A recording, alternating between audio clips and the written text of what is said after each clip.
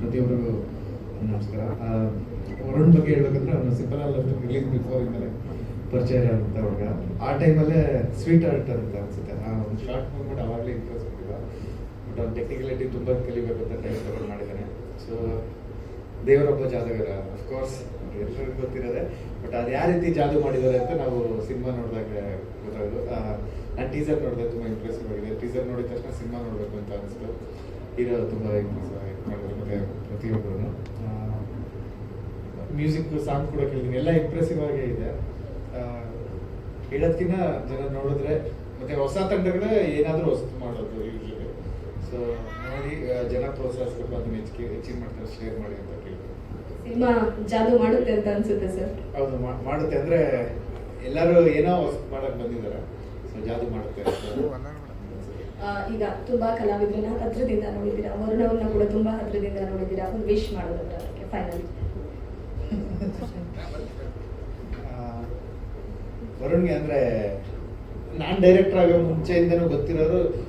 ಅವ್ನು ಜಸ್ಟ್ ಫೋನಲ್ಲಿ ಹೇಳಿದಾಗಲೇ ನಾನು ಹೇಳಿದೆ ಬರ್ತೀನಿ ಅಂತ. ಅದಾದಮೇಲೆ ತುಂಬ ಜನ ನಮಗೆ ಅಂದರೆ ಅಪ್ರೋಚ್ ಮಾಡ್ತಿರ್ತಾರೆ. ಸೊ ಡೇಟ್ಸ್ ಇದ್ರೆ ಬರ್ತೀವಿ, ಇಲ್ದಿದ್ರೆ.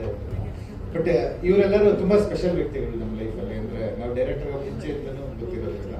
ಮತ್ತು ನಾನು ತುಮಕೂರಿಗೆ ಯಾವಾಗಲೂ ಹೋದಾಗಲೂ ವರುಣ್ ಬಗ್ಗೆ ವಿಚಾರಿಸ್ತೀನಿ, ಏನು ಮಾಡ್ತಾರೆ ಏನು ಅಂತ. ಸೊ 100% ನಾನು ಹೋಲಾಟ್ಲಿ ವಿಶ್ ಮಾಡ್ತೀನಿ. ಹುಚ್ಚ ವೆಂಕಟ್ ಸರ್ ಅವರು ದಯವಿಟ್ಟು ಹುಚ್ಚ ವೆಂಕಟ್ ಸರ್ ವೇದಿಕೆ ಮೇಲೆ ಬರಬೇಕು. ನಾವೆಲ್ಲರೂ ಕೂಡ ಮತ್ತೊಮ್ಮೆ ಈ ಟೀಸರ್ ಅನ್ನ ಕಣ್ತುಂಬಿಕೊಳ್ಳೋಣ. ಸೊ ಹಾಗಾಗಿ ಯಾಕಂದ್ರೆ ಈಗ ಕಾಂಪಿಟೇಷನ್ ಜಾಸ್ತಿ ಆಗಿದೆ. ಆ ಕಾಂಪಿಟೇಷನ್ ಮಧ್ಯೆ ಕನ್ನಡ ಪಿಕ್ಚರ್ ಉಳಿಬೇಕು ಆ್ಯಂಡ್ ಉಳಿತದೆ. ಇಂಥ ಒಂದು ತಂಡ ಇದ್ದಾಗ ಉಳಿತದೆ. ನನಗೆ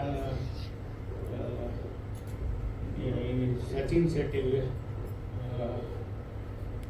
ಬೆಸ್ಟ್ ಆಫ್ ಲಕ್. ವರುಣ್ಗೆ and Varun best of luck. Producer ಹೌದು, ಬೆಸ್ಟ್ ಆಫ್ ಲಕ್. ಸುಮಾರು ಪಾಲು ಮೆಲೋಡಿ ಬಂದವ್ರೆ, ಅವರು ಕಂಗ್ರಾಟ್ಸ್ ಮಾಡಿ ದೇವ್ರ. ನನಗೆ ಅವರು ರಜನಿ ನನ್ನ ಮುಂದೆ ಕರ್ಕೊಂಬಂದು ರಜನಿಕಾಂತ್ ನನ್ನ ಮುಂದೆ ಕರ್ಕೊಂಬಂದಿದ್ದಾರೆ ಅಂತ. ಇದು ನನಗೆ ಭಾಳ ಖುಷಿಯಾಗಿರೋದು ಏನಂದರೆ ವಲ್ಗಾರಿಟಿ ಎಲ್ಲಿಲ್ವೋ ನಮ್ಮ ಸಂಸ್ಕೃತಿ ಸಂಪ್ರದಾಯ ಅಲ್ಲಿರುತ್ತೆ. ಜನ ಕೂಡ ಅದು ನೋಡಿ ಖುಷಿ ಪಡ್ತಾರೆ. ಈ ಟೀಮ್ ಒಳ್ಳೆಯದಾಗಲಿ ಅಂತ ಹೇಳ್ತಾ ಇನ್ನೊಂದು 2 ಮಾತು ಮುಗಿಸ್ತಿದ್ದೀನಿ. Thank you.